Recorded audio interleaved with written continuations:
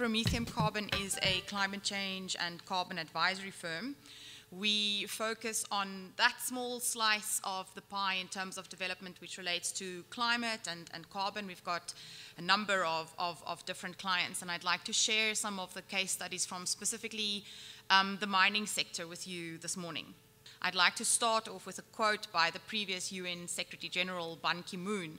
Energy is the golden thread that connects economic growth, increased social equity, and an environment that allows the world to thrive. And I think that's really what we're trying to achieve in terms of doing things better. The economic landscape in South Africa is changing, and what you're seeing on the screen is a graph depicting employment in the South African gold mining industry.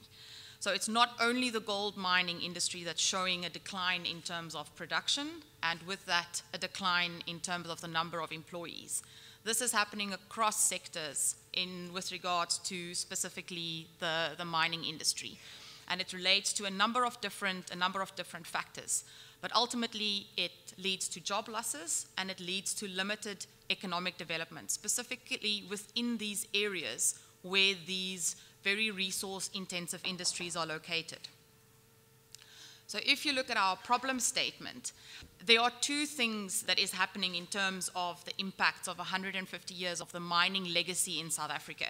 And I think you must make a somewhat difficult distinction in terms of the mining legacy and some of the issues and the constraints that we sit with today versus current industries and what current legislation allows and disallows. So we have land and communities. Because of these resource-intensive industries, they're situated on the periphery of spatial complexes, so they're far removed from major urban areas with a diverse economic base. They have limited transport.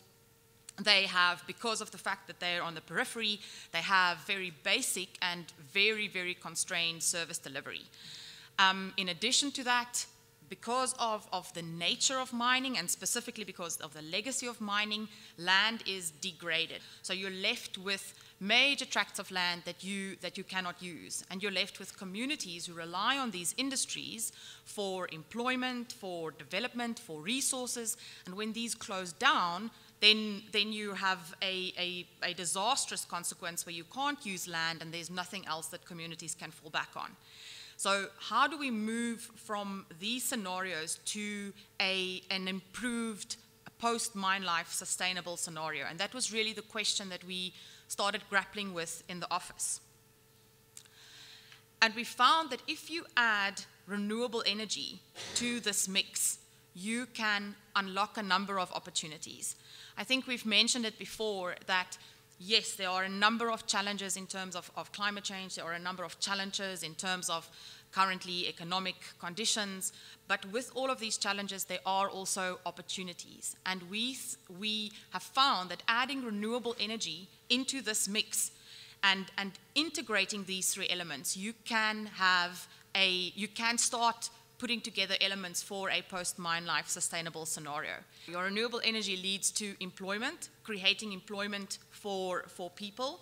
And this employment relates to different aspects. It relates to the renewable energy plant or the renewable energy technology itself. It relates to aspects that energy would allow or energy would enable. It relates to equity.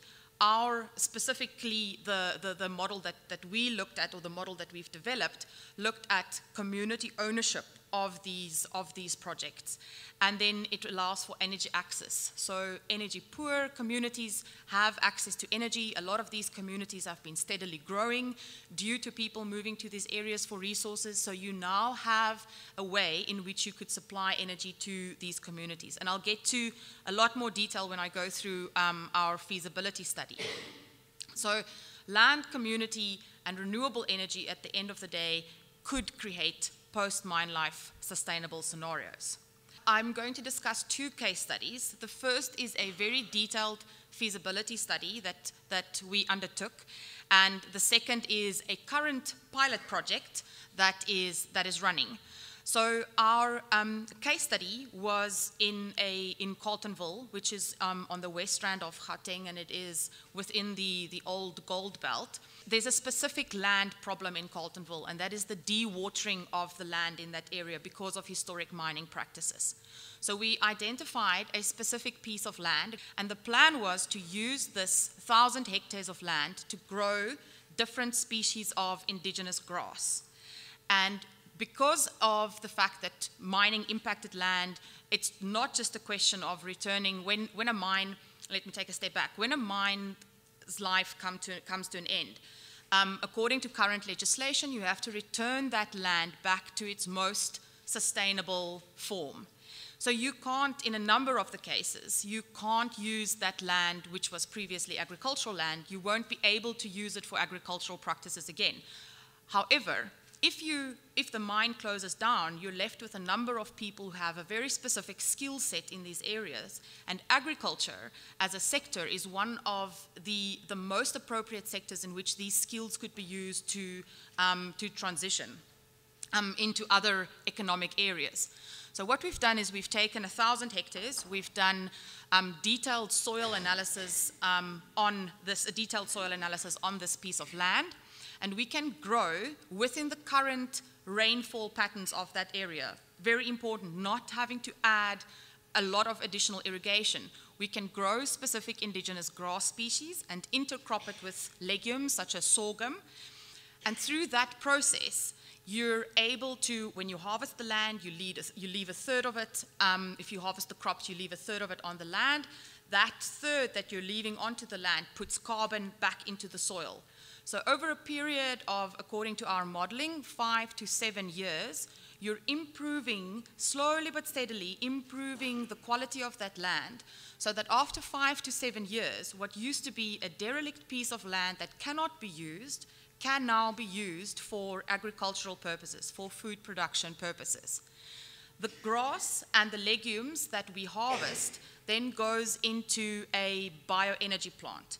Our cost-benefit analysis indicated that the best option would be a pyrolysis plant. So that's basically, we're putting all of that grass into something that burns the grass, and we use the heat to make electricity. So that was as simple as that. The pyrolysis is a South African technology. It's a low maintenance. It's got a small footprint. Because of the high burning, it doesn't release emissions. So that was a kind of a closed loop system that we looked at. In terms of energy output, it's not very big. So you can power 1,600 households. You can power 2 clinics, high schools, primary schools, as well as a municipal water pump. And we identified these specific uses in conjunction with the local government to see what would be the best way for them to use 2 megawatts, should they be the off-taker. You create jobs through this, you create skills transfer through this.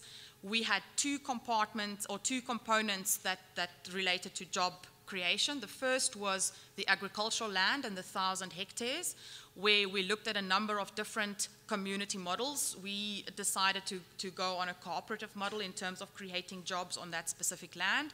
And then you look at jobs related to the actual working of the plant, the management of the plant, the maintenance of the plant, again, which is why we've selected quite a straightforward and a local technology in order to facilitate those skills transitions. And if you have this kind of access to energy in that specific community, you'd be able to build the resilience of this community. You'd be able to improve their livelihoods. The second case study is a pilot project, which we're excited about. It's a mining company in the Free State.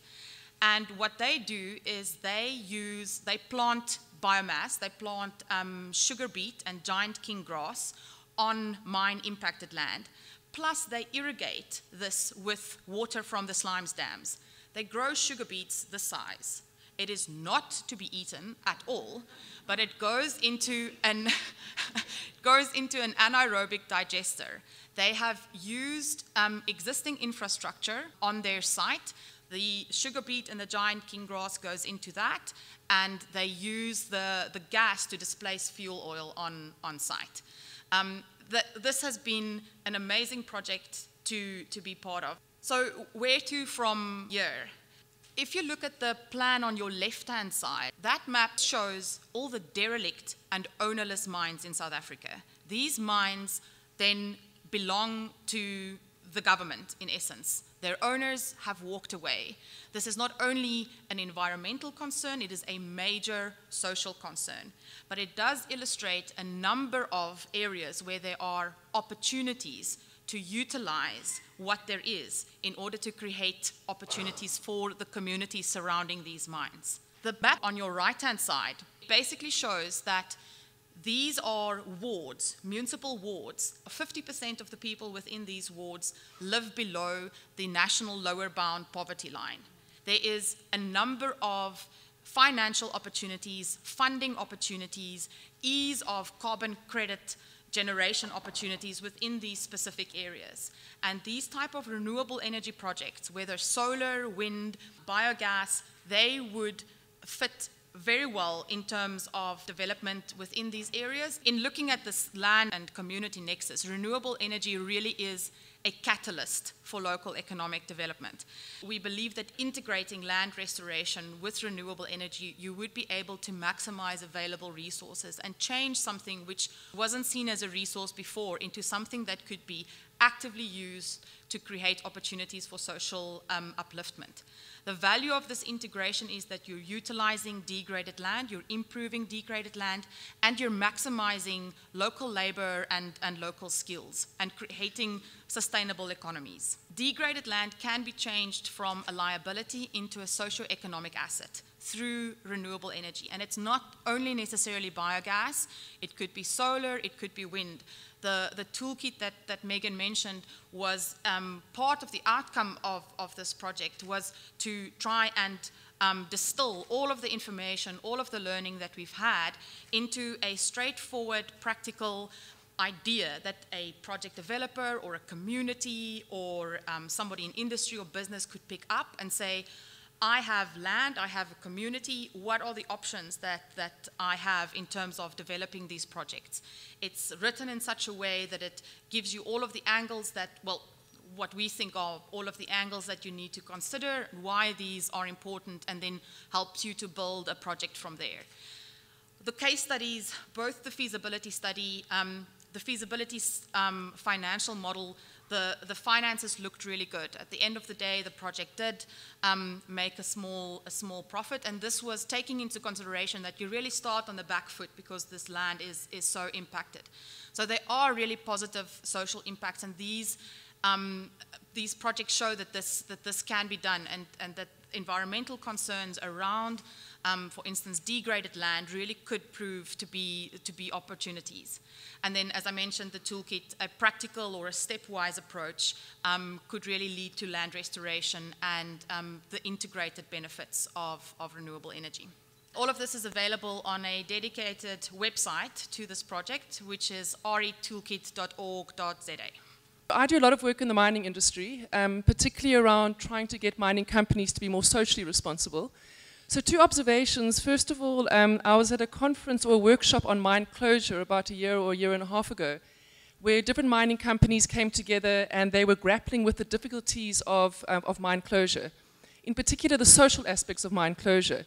And at one point somebody asked a question, in South Africa, how many mines have formally been awarded their mine closure permit? The person said only one company. And the reason why is because it's so difficult to get mine closure right, in particular the social aspects of it. So for me, listening to your presentation, I just see amazing opportunities for collaboration. Yes, with the DMR, but actually just to go straight to the companies.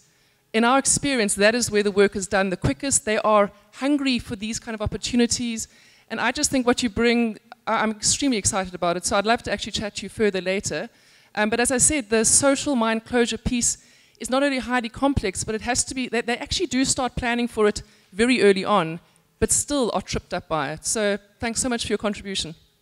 Alison, to get back to the social issues and mine closure, I think a number of mining companies at the moment, specifically with the new mining closure regulations in NEMA, there's a much more proactive approach in terms of addressing mine closure, and that it has to be a lot more holistic. This has to be planned right from the start with an end goal in mind. Relating to what Alison said, how many mines were there on those maps of yours, and have you talked to Minister Mantashe about updating that map? The number of mines are 8,000. 8,000 derelict and ownerless mines. The triangles, the red, the darker triangles, are the mines that have been visited by the DMR, and that there are some plans in place in order to address some of the issues. And the green are mines that have not yet been visited. So it's 8,000 derelict and ownerless mines. You very briefly mentioned something that to me technically was very interesting. You said that gold mining equipment was repurposed for biogas, and can you just explain a little what that sounds? I don't understand how that would work, and be interesting to hear some more. That, I must say, was a massive learning curve because of the fact that anaerobic digesters, you need specific ventilation, you need a specific kind of area, you need specific inputs and outputs channels. So the repurposing was part of one of the biggest lessons learned in the project. But it is up and running at the moment. They are producing gas. What exactly the infrastructure was, I'll send you through the details. Also a major problem we don't talk enough about acid mine drainage, and you indicated that this helped. Can you again say a little bit more about how exactly and to what extent you can actually address that serious problem? The acid mine drainage, so the mines have to pump water for the acid mine drainage. And in order to continuously pump that water and to use that energy towards something, the irrigation of these agricultural areas, that's a good use for that water, and of course the cleaning of the water through these areas.